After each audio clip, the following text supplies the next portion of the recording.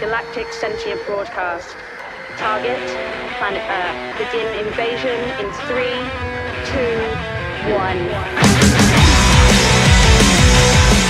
2, 1. Greetings, invaders. My name is Scott. This is Book Invasion. Thanks for watching. Time for another On the Road Reviews. Today we're going to be talking about The Last Smile in Sunder City by Luke Arnold. Hi, I'm Luke Arnold, and my book, The Last Smile in Sunder City, is the first in a series of detective fantasy stories that follow Fetch Phillips, man for hire, as he works on the streets of Sunder City, which is set in this fantasy world where the magic has died.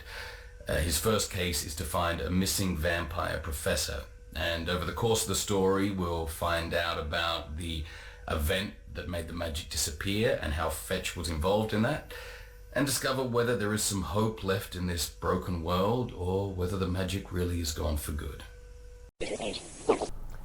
Mr. Luke Arnold, if you don't know, is also an actor, an Australian man. He played, I believe, Long John Silver in the show Black Sails. That had a good run for it. I personally have never seen the show. He's also had other roles in other things, but that's primarily what he's known for. So this is a great fantasy/detective book for the fans of Ben Aaronovitch, who writes the Rivers of London series. It follows your kind of hapless, gritty, hard-boiled detective guy in a post-magic society where, due to the results of greed of man of some sort, this land used to be filled with magic and enchantment and creatures and dragons and vampires and demons and dragons and chimeras and all that stuff. But in their quest to try to tap into that creative magical river flowing through this place, as soon as they tried to tap it, it dried up and evaporated. All the magic went away. Dragons fell out of the sky. Elves died of old age, and vampires grew sickly and old and decrepit. So all the magic went away, which led to deformed, half-werewolf people, all kinds of things you can think of that are part magic, but now aren't magic anymore, and they're kind of stuck in this flux state. And so, in his promise to do good, he promised another magical creature in this world before it all went away to do some good in society. And so Fetch's only kind of beacon of positivity or beacon of moral positive morality comes from that promise, but the way that he executes on that promise is very, very lacklustery and leaves a bit more to be desired. The story takes place in Sunder City, which is, just kind of your everyday bustling city, but the tale and the quest of Mr. Fetch Phillips, our protagonist here, mainly takes place through the back alleys, the dirty, dingy pubs and bars that these kind of creatures inhabit and frequent. So the story of this all follows Fetch Phillips' investigation into this missing vampire person, and you learn by flashbacks within the story kind of how he came to be where he is now, and his kind of backstory of how he got the role and where he was in the pre-magic, post coda. They call it the coda, post-coda environment. So pre-coda was the magic, everything's magic. Post-coda is everything's gone. So you kind of get a good understanding of the atmosphere and the setting of the story through these flashbacks, while he's also going and looking for this missing vampire.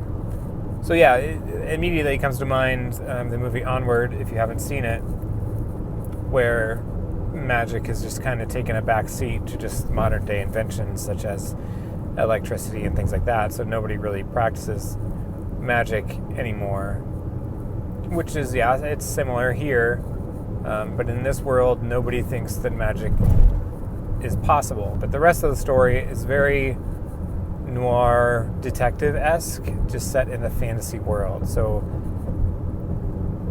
the expectations that you may set for yourself is go into it not expecting an epic fantasy tale, but expecting a detective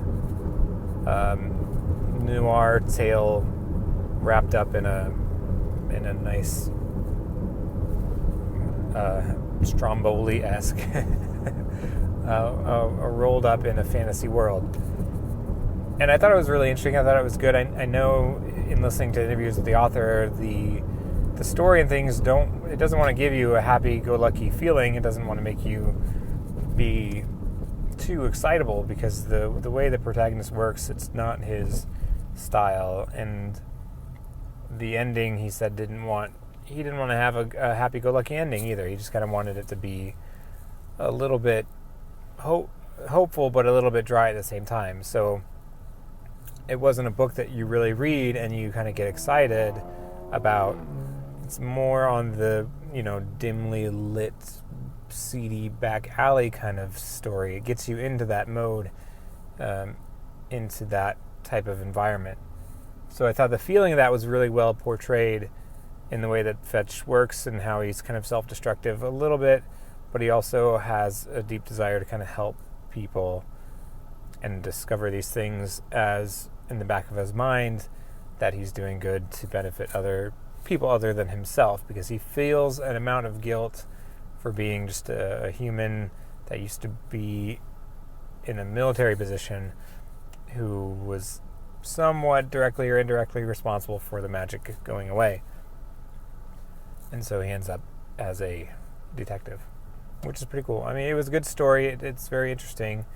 I think the characters were Fetch Phillips' character was really well done. I feel like you got a good sense of the morally gray concept, but also his, I'm too old for this shit kind of attitude. And he knows his way around this world. So I thought the way that Fetch Phillips was portrayed was really excellent. So there is a book 2 planned called Dead Man in a Ditch. That it will be out in October, I believe. And I think there will be more, 3 or 4. So I guess I would recommend this if you're looking for something a little bit different.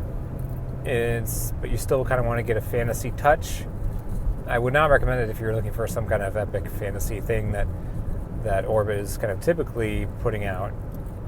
This leans more towards those detective stories, which is neat. It was a good mix-up. It was a good mix between the two. I would say it's a 3.5 star just because of the environment and the setting was well done, I thought. So those are my thoughts on Last Smile in Sunder City by Luke Arnold. But as always, everyone, thanks for watching.